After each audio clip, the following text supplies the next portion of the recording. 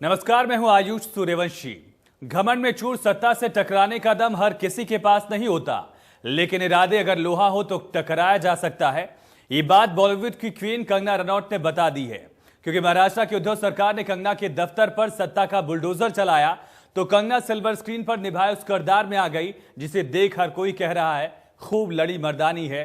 कंगना न सिर्फ शिवसेना से भिड़ी बल्कि खुला चैलेंज दे दिया कि आज मेरा घर टूटा, कल उद्धव ठाकरे का घमंड टूटेगा।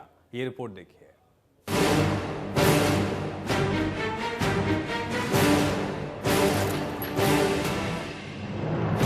महाराष्ट्र में महाभारत, कंगना का ऐलान, मंदिर फिर बनेगा, खूब लड़ी मर्दानी। मुंबई का किंग कौन? सवाल इसी बात का है कि मुंबई का किंग कौन। लड़ाई इसी बात की है कि मुंबई में किसकी चलेगी, क्योंकि 1966 के बाद से शिवसेना खुद को मुंबई का किंग मानती आई है, फिर चाहे वो सत्ता में हो या विपक्ष में। और अब तो शिवसेना सत्ता के न सिर्फ केंद्र में है बल्कि उद्धव ठाकरे मुख्यमंत्री भी हैं।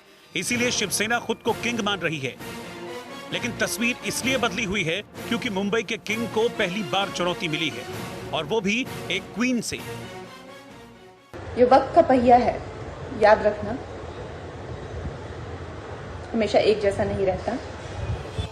पहली चोट बीएमसी ने की और कंगना के दफ्तर पर बुलडोजर चला दिया।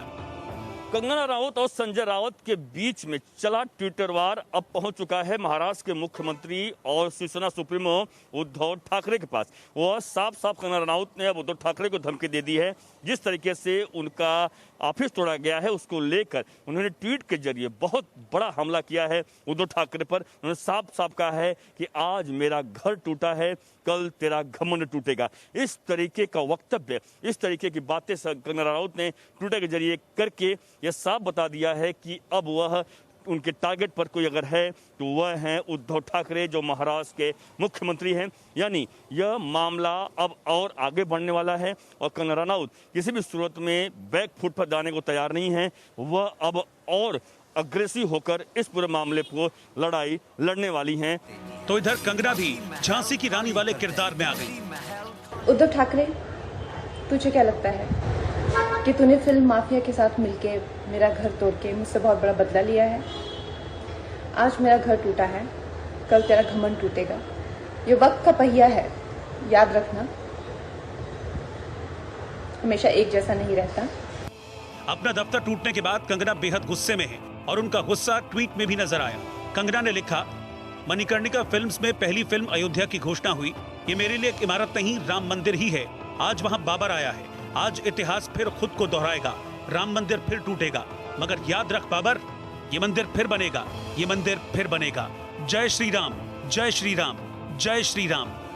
अपने ट्वीट में कंगना ने अपने दफ्तर को राम मंदिर और शिवसेना को बाबर बताया है। मतलब साफ है, कंगना ने शिवसेना के खिलाफ जंग का ऐलान कर दिया है सितंबर को। और आज उसी मुताबिक उन्होंने अपनी प्लान किया था, उसके मुताबिक उन्होंने सब समय बता दिया था। उन्होंने साफ साफ कहा था कि किस वक्त मुंबई में आऊंगी, कौन से फ्लाइट से आऊंगी, पूरी जानकारी मैं दूंगी। और उस जानकारी के तहत सब कुछ अपने कहे मुताबिक कंगना रनौत ने मुंबई में कदम रखा। और मुंबई में कदम रखते ही भारी सुरक्षा व्यवस्था के बीच उन्हें इस स्थान पर, जो उनका घर है मुंबई के खाड़ी इलाके में डेविड बिल्डिंग, इस जगह पर लाया गया है। और इस जगह पर यहाँ पर वह निवास कर रही हैं। जानकारी ये भी मिल रही है कि उन्हें चूंकि अगर रिटर्न नहीं जाना होगा तो 14 दिन का क्वारंटाइन करना होगा। तमाम जानकारियां हैं, लेकिन कंगना रनौत ने अब मुंबई में आके सीधे सीधे शिवसेना से लड़ाई लड़ने का प्लान बना लिया है।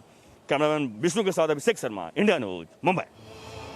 शिवसेना और कंगना के बीच लड़ाई सुशांत सिंह राजपूत की मौत के साथ ही शुरू हो गई थी। कंगना लगातार मुंबई पुलिस पर निशाना साध रही थी और ये लड़ाई उस वक्त अपने चरम पर पहुंच गई जब कंगना ने मुंबई की तुलना पीओके से कर दी, जिसके बाद शिवसेना ने कंगना को मुंबई न आने की हिदायत दी। लेकिन कंगना कहां रुकने वाली थी। कंगना ने ऐलान करते हुए शिवसेना को खुला चैलेंज दे दिया कि वो 9 सितंबर को मुंबई आ रही है, हिम्मत है तो रोक लो। और तभी से कंगना के ऑफिस को तोड़ने की स्क्रिप्ट लिखी जाने लगी। मंगलवार को बीएमसी ने कंगना के ऑफिस में अवैध निर्माण की बात कहकर नोटिस चिपकाया और बुधवार को बीएमसी के अधिकारी बुलडोजर लेकर कंगना के ऑफिस पहुंच गए और करीब 2.5 घंटे बीएमसी की टीम कंगना के दफ्तर पर हथौड़े बरसाती रही। आपको बता दें कि बीएमसी ने कंगना के ऑफिस को जो नोटिस दिया था उसमें ग्राउंड फ्लोर के टॉयलेट को अवैध तरीके से रूम में बदलना, ग्राउंड फ्लोर में अवैध तरीके से किचन का निर्माण, इसके अलावा पेंट्री, टॉयलेट, केबिन, पूजा घर सहित और भी कई निर्माण को गैर कानूनी तरीके से किया गया बताया था। इस नोटिस का जवाब कंगना की तरफ से दिया गया था, लेकिन बीएमसी की तरफ से आज फिर एक नोटिस चिपकाया गया जिसमें कहा गया कि उन्होंने जो जवाब दिए हैं वो सही नहीं है और फिर बीएमसी ने कंगना के दफ्तर पर बुलडोजर चला दिया। कंगना के दफ्तर पर बॉम्बे हाईकोर्ट का फैसला आना था, लेकिन बीएमसी को कंगना का दफ्तर तोड़ने की इतनी जल्दी थी कि जब तक हाईकोर्ट का फैसला आता बीएमसी कंगना के दफ्तर पर अपनी जिद का बुलडोजर चला चुकी थी, क्योंकि कंगना के दफ्तर पर बीएमसी की तोड़फोड़ एक पूरी प्लानिंग का हिस्सा था। क्योंकि शिवसेना ने यह सब कंगना के मुंबई पहुंचने से पहले किया था ताकि कंगना को एक कड़ा मैसेज दिया जा सके, लेकिन कंगना मुंबई कूच करने का पहले ही कमिटमेंट कर चुकी थी और वादे के मुताबिक तय समय पर कंगना मुंबई पहुंच भी गई। इस दौरान कंगना की सुरक्षा करने के लिए केंद्र सरकार द्वारा मुहैया कराई गई सिक्योरिटी टीम उनके साथ थी, लेकिन बीएमसी का एक्शन उद्धव सरकार पर उल्टा पड़ता नजर आ रहा है, क्योंकि सोशल मीडिया पर कंगना के दफ्तर तोड़े जाने का विरोध हो रहा है। वहीं अब सत्ताधारी गठबंधन की साझीदार एनसीपी के प्रमुख शरद पवार को बीएमसी का यह फैसला नागवार गुजरा है। पवार ने कंगना के दफ्तर पर बुलडोजर चलाने को गैर जरूरी एक्शन करार दिया है। वहीं सवाल इस बात का भी है कि सुशांत की मौत पर मौन रहने वाली शिवसेना कंगना पर इतनी हमलावर क्यों है। माया नगरी मुंबई का बड़े से बड़ा सितारा मातोश्री में जाकर अपनी हाजिरी लगाता रहा है और बॉलीवुड में आज तक किसी फिल्मी सितारे की हिम्मत नहीं हुई कि वो पलटकर शिवसेना को जवाब दे दे, लेकिन कंगना ने न सिर्फ जवाब दिया बल्कि आंखों में आंखें डालकर यह जवाब दिया है और अब यह बात शिवसेना को हजम नहीं हो रही। ये रिपोर्ट देखिए।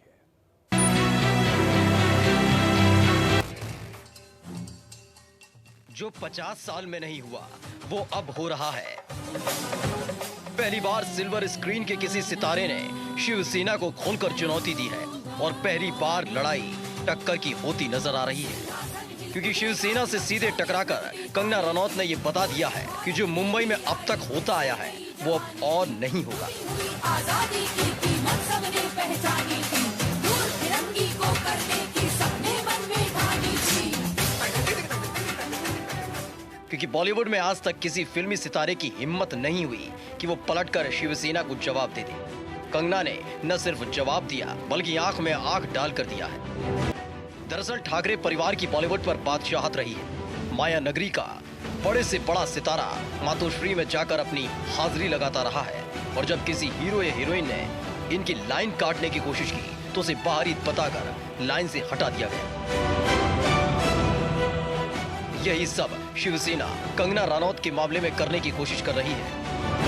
शिवसेना एक ऐसी पार्टी है जो हमेशा प्रांतवाद की राजनीति करती आई है, क्षेत्रवाद की राजनीति करती आई। आपको बता दें, जब से शिवसेना का जन्म हुआ है ये वही पार्टी है जो मराठियों के नाम पर, प्रांतवाद के नाम पर, भाषावाद के नाम पर राजनीति की शुरुआत की थी और भारी पैमाने पर उत्तर भारतीयों पर, परप्रांतियों पर निशाना साधा था। यानी जब भी शिवसेना के ऊपर कोई भी हमला करता है, कोई भी वार करता है, कोई भी अगर उन्हें जवाब पूछता है तो वह उन्हें याद आ जाता है परप्रांति का मुद्दा, मराठियों का मुद्दा याद आता है। और यही कारण है कि जब भी ऐसी चीज़ें सामने आई हैं उसको शिवसेना मराठी को, प्रांतवाद को आगे करती है। और इस बार भी उन्होंने मराठी कार्ड खेला है। जब कंगना रनौत ने तमाम ऐसे मुद्दे उठाए, तीखे सवाल किए महाराष्ट्र सरकार से, शिवसेना से, तो वापस एक बार फिर से मराठी कार्ड खेलने का प्रयास किया शिवसेना ने। और यही वजह है कि इस पूरे लड़ाई को मराठी वर्सेस परप्रांति बनाने की कोशिश है।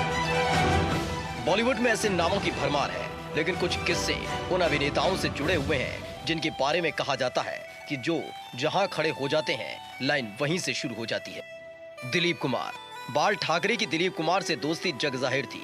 दोनों के बीच मातोश्री की छत पर घंटों बातें होती थी, लेकिन जब मन नहीं मिले तो बाल ठाकरे ने दिलीप कुमार को भी नहीं छोड़ा।